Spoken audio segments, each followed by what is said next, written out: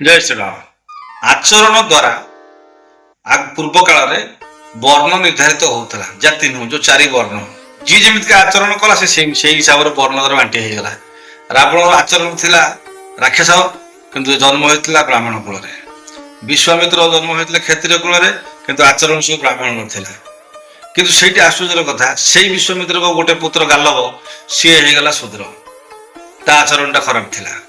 ମୁଁ କହୁନି ଶୂଦ୍ରଙ୍କ ଆଚରଣ ଖରାପ, କିନ୍ତୁ ଆଚରଣଟା ସେଇଭଳିଆ ଥିଲା। ବେଶ୍ୟା ପୁତ୍ର ସତ୍ୟକାମ ଜବାବ, ତାଙ୍କ ପାଇଁ ଗୋଟେ ଗୋତ୍ର ସ୍ୱତନ୍ତ୍ର ଗୁରୁ କରିଦେଲେ। ମାର ଯେହେତୁ ଗୋତ୍ର କହିପାରିବାନି ଛୁଆଟା କାହାର, କୋଉ ଗୋତ୍ରରେ କରିବ, ତେଣୁ ଋଷି ଦେବ, ମା ନାଁରେ ମୁଁ ଗୋଟେ ଗୋତ୍ର କରିଦଉଛି। ସତ୍ୟକାମ ଜବାଲ ବିରାଟ ଋଷି। ଚାଣ୍ଡାଳ କୁଳରେ ଜନ୍ମ ହୋଇଥିଲେ ଋଷି ଜୈମିନୀ। ଏଲୁସ ଜନ୍ମ ହୋଇଥିଲେ ଚୋର ଘରେ। ତେଣୁ ଜାତି ଫାତି ଅଲଗା ଜିନିଷ, ବର୍ଣ୍ଣ ଅଲଗା ଜିନିଷ। ଭଲ କି ନ ବୁଝିକି ଜାତି ବର୍ଣ୍ଣରେ ବାଣ୍ଟି ହୁଅନ୍ତୁ ନା ଆଜ୍ଞା। ଜୟ ଶ୍ରୀରାମ।